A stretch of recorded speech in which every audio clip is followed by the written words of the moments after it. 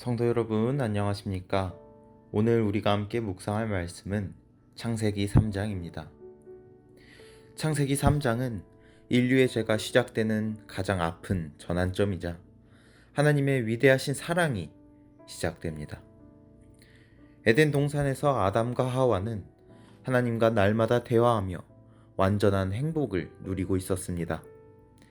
그러나 오늘 본문에는 이 행복을 깨뜨리고 온 지구의 슬픔과 죄를 가져온 존재가 등장합니다. 바로 뱀의 모습으로 변장하고 찾아온 사단입니다. 사단은 하와가 남편 곁을 떠나 선악과 나무 근처에 홀로 있을 때를 노려 접근했습니다. 당시 뱀은 하나님이 만드신 들짐승 중 가장 아름답고 영리한 피조물이었기에 하와는 경계심 없이 그 말에 귀를 기울였습니다.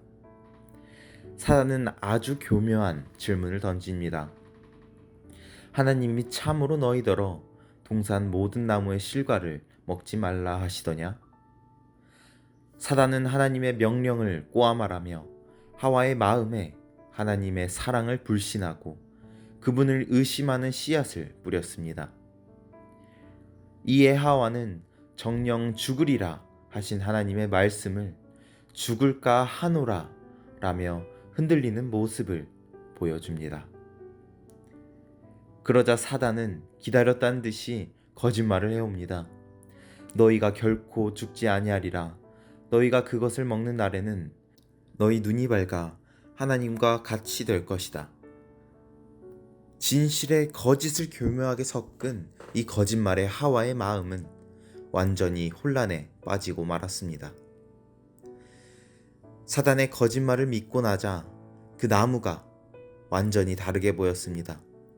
먹음직도 하고 보암직도 하고 지혜롭게 할 만큼 탐스럽게 보였습니다. 결국 하와는 손을 내밀어 그 실과를 따먹었고 남편 아담에게도 주어 먹게 했습니다.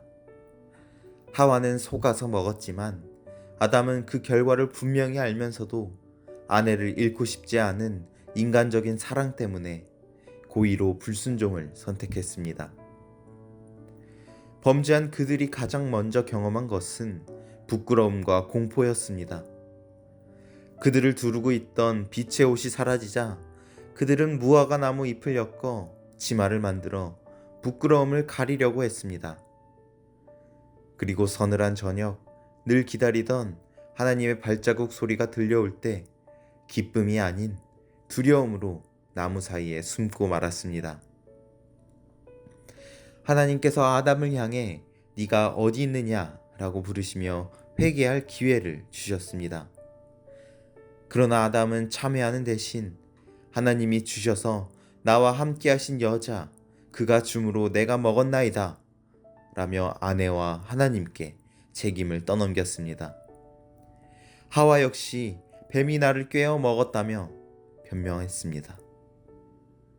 죄가 들어오자마자 인간의 마음은 무정하고 가혹하게 변해버렸고 자기 합리화의 늪에 빠지고 만 것입니다. 하나님께서는 범죄한 인류에게 징벌을 내리셨습니다. 뱀은 배로 기어다니며 먼지 속을 다닐 저주를 받았고 여인은 임신의 고통을, 남자는 얼굴에 땀이 흘러야 식물을 먹고 필경은 흙으로 돌아가리라는 선고를 받았습니다.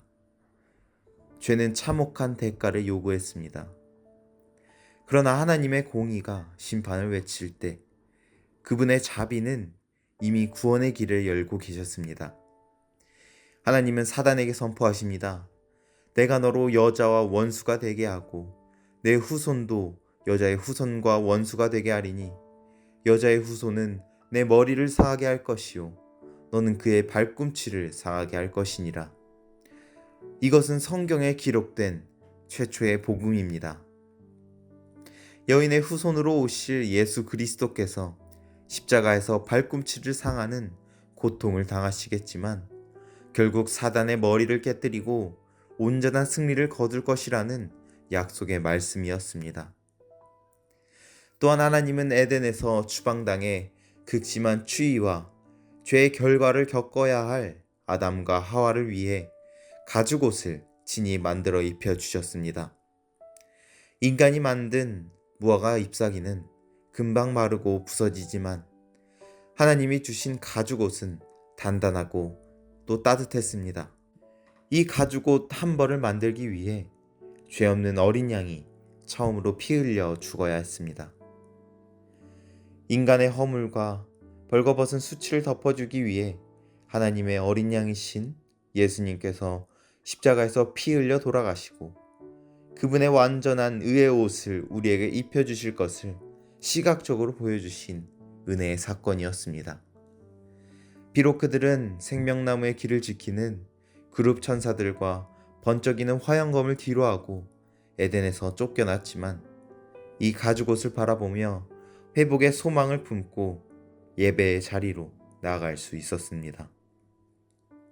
성도 여러분, 세상은 아담과 하와의 타락 이후로 사단의 수많은 거짓말과 유혹으로 가득 차 있습니다. 사단은 오늘날도 하나님의 사랑을 의심하게 만들고 우리의 인간적인 노력이나 세상의 기준으로 스스로를 가려보라고 유혹합니다. 오늘 하루 우리 서울영화공교회 성도님들은 내 힘으로 만든 무화과 잎사귀를 다 벗어버리고 하나님이 예수 그리스도의 보혈로 지어주신 가죽옷, 곧 예수님의 의의 옷을 입게 되기를 원합니다. 사단의 유혹 앞에서도 하나님의 계명을 거룩히 지키며 예수님을 닮은 순결한 품성으로 우리의 이마에 하나님의 확실한 소유라는 인치심을 받는 거룩한 백성들이 다 되시기를 주님의 이름으로 간절히 축원합니다.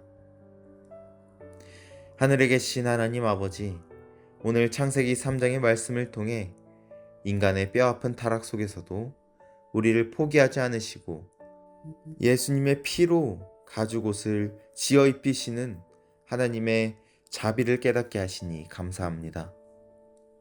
사단의 유혹과 거짓말에 흔들리지 않게 하시고 오직 예수 그리스도의 십자가의 의의 옷만을 단단히 입혀 주시옵소서.